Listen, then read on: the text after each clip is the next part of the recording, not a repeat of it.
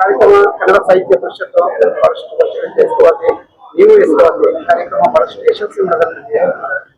ಬಂದವರೆಲ್ಲ ಬಹಳ ಖುಷಿಯಾಗಿದ್ದಾರೆ. ಪುಸ್ತಕ ನೋಡಿದ್ರೆ ಜನಜಾತಿ ತರ ತಗೊಳ್ತಾ ಇದ್ದಾರೆ. ಏನಕ್ಕೆ ಇಷ್ಟಪಡ್ತಾರೆ? ಏನಿಲ್ಲ ಸರ್, ನನಗೊಂದು ವಿನೀತ ಭಾವನ ಸೃಷ್ಟಿಸ್ತಿದೆ. ನಾನು ಮೊದಲೇ ಹೇಳ್ದಂಗೆ ಇದೊಂದು ಐತಿಹಾಸಿಕವಾದ ಸ್ಥಳ. ಇಲ್ಲಿ ಎಂತೆಂತ ಘಟಾನುಘಟಿಗಳು, ಮಹಾನುಭಾವರು ಇವರೆಲ್ಲ ತಿಳಿದಿರಂತ ವೇದಿಕೆ. ಇದ್ರ ಮೇಲೆ ನನ್ನ ಮೊದಲ ಪುಸ್ತಕ ಬರಲು ಈ ವೇದಿಕೆಯಲ್ಲಿ ಬರಲು ಕಾರಣಕರ್ತರಾದ ಸಂಚಲನ ಬಳಗದ ಎಲ್ಲರಿಗೂ ಮತ್ತು ವಿಶೇಷವಾಗಿ ಡಾಕ್ಟರ್ ರೀಟಾ ರೇಣಿ ಅವರಿಗೆ ನಾನು ಕೃತಜ್ಞತೆಯನ್ನು ಸಲ್ಲಿಸ್ತೇನೆ.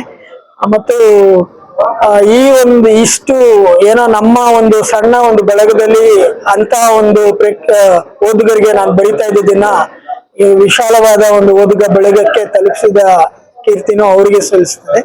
ಇನ್ನು ಮುಂದಿನ ದಿನಗಳಲ್ಲಿ ಇನ್ನಷ್ಟು ಪ್ರಬುದ್ಧವಾಗಿ ಇನ್ನಷ್ಟು ವಿಸ್ತಾರವಾದ ವಿಷಯಗಳ ಬಗ್ಗೆ ಬರೆಯಲು ಆಶಿಸ್ತೇನೆ.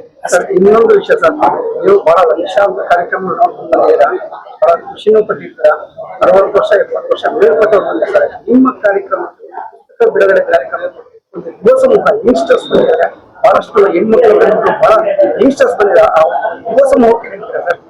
ಯುವ ಸಮೂಹಕ್ಕೋಸ್ಕರನೇ ನಾನು ನನ್ನ ಎಲ್ಲ ಲೇಖನಗಳನ್ನ ಬರ್ದಿದ್ದೆ. ಆದ್ರಿಂದಾನೇ ಅದನ್ನ ತುಂಬಾ ತಿಳಿಯಾಗಿದೆ. ಆಕ್ಚುಲಿ ನೋಡಿದ್ರೆ ತುಂಬಾ ಗಂಭೀರವಾದ ವಿಷಯಗಳನ್ನ ನಾನು ಯಾಕೆ ತಗೊಳ್ಳಿಲ್ಲ ಅಂತಂದ್ರೆ, ನನ್ನ ಟಾರ್ಗೆಟ್ ಆಡಿಯನ್ಸ್ ಬಂದ್ಬಿಟ್ಟು ಮೋಸ್ಟ್ ಆಫ್ ದಿ ಟೈಮ್ಸ್ ಯುವ ಪೀಳಿಗೆಯೇನೆ.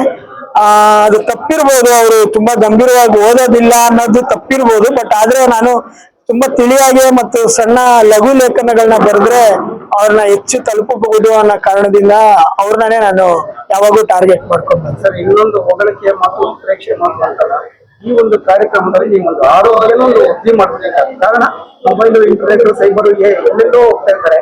ಇದ್ರ ಮುಖಾಂತರ ಮೊಬೈಲ್ ಒಂದು 5 ಅವರ್ 6 ಅವರ್ ಬಿಟ್ಟು ಒಂಥರ ಆರೋಗ್ಯನ ಕಾಪಾಡಿದಾರ. ಅದು ನಿಮ್ಮ ದೊಡ್ಡ ಮಾತು ಅಷ್ಟೇ ಸರ್. Thank you.